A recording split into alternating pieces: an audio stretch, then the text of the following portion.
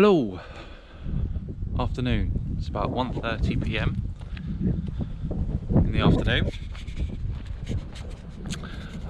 So start of week 4, week 3 done and dusted. Finished yesterday with the 16 miler. And week 4, as I mentioned yesterday, is a drop down week. So that means that I'm doing less mileage to help my body recover a bit from the pretty tough week I've just had. So here is the training plan for week 4. So you can see that we've got the 6 mile recovery run today, day off tomorrow, 6 miles at marathon pace Wednesday, day off Thursday, 4 mile recovery Friday, and then the long run is only 12 miles on Sunday. So that's what week 4 looks like. I can't believe after this week we're already a quarter of the way through the training plan for Berlin, and it's going quite well. I have to admit I was pretty fatigued after the long run yesterday. I woke up yesterday with a bit of a sore throat, and I wasn't 100% sure I was going to be able to do it, but I felt quite good towards the end of the day, so I decided to still run. But obviously had a bit of an impact on me, and I felt quite poorly last night, but I woke up feeling a bit better, so I can get this recovery run done. So I'll check in halfway through and on the route, and I'll see you at the end. Cheers.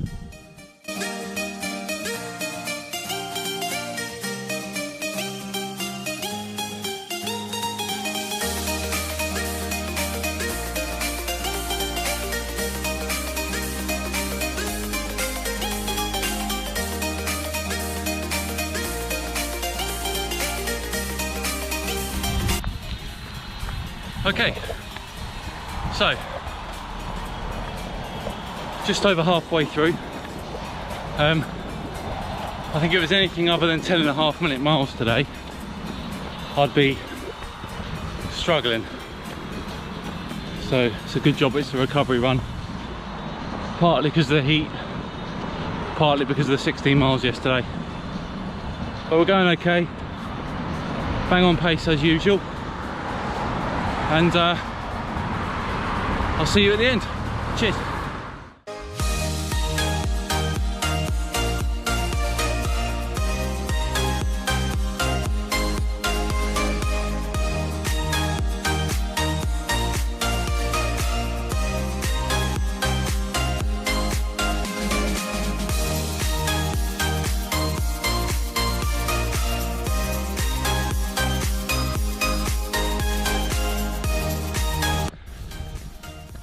Okay, all done, 6 miles.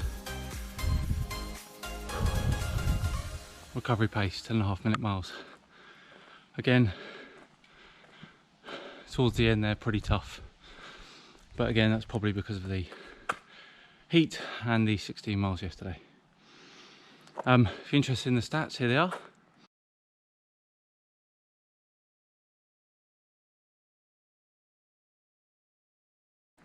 So I thought, as I'm wearing my London finisher shirt, I thought I'd tell you a quick story about London, and a valuable lesson I learnt.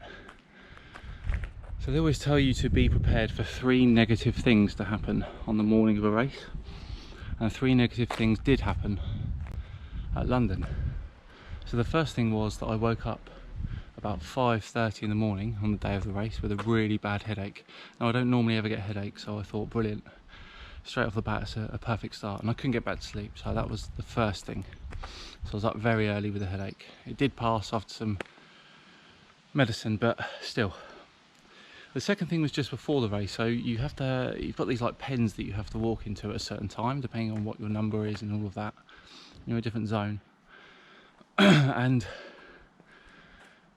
I went into my zone at the right time, but if you're anything like me, before races you do lots of wheeze, whether you need them because you drink a lot of water or they're nervous wheeze or whatever.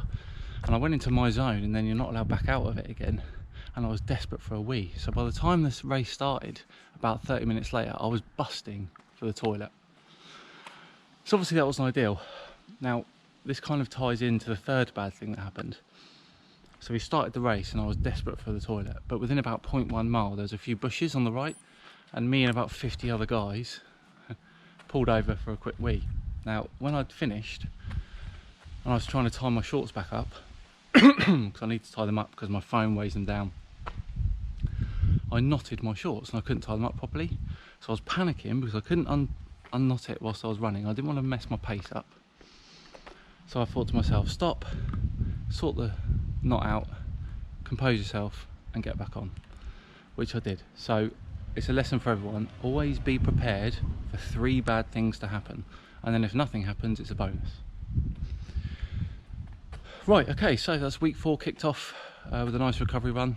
Rest day tomorrow, and I guess I'll see you on Wednesday for another 6 miles, this time at marathon pace.